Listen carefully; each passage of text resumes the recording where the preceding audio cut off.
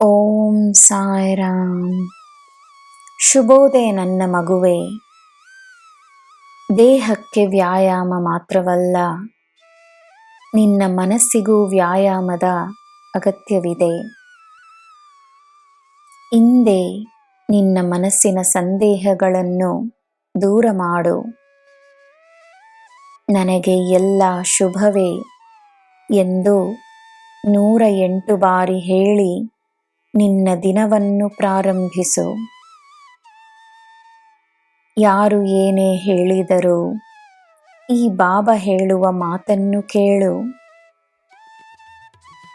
ನನ್ನ ಮಗುವಾಗಿರುವ ನೀನು ಶಕ್ತಿಶಾಲಿ ಎಂದು ದಿನವೂ ನಂಬು. ನಿಜವನ್ನು ಮಾತ್ರವೇ ಹೇಳುವ ನಿನ್ನೊಳಗಿನ ಧ್ವನಿಯನ್ನು ನಂಬು. ಈ ಸಾಯಿಯನ್ನು ನಂಬು. ನೀನು ವಿಜಯಿಯಾಗುವೆ. ನಿನ್ನ ದಿನ ಶುಭವಾಗಿರಲಿ. ಸರ್ವಂ ಸಾಯಿಮಯಂ. ಜೈ ಸಾಯಿರಾಮ್.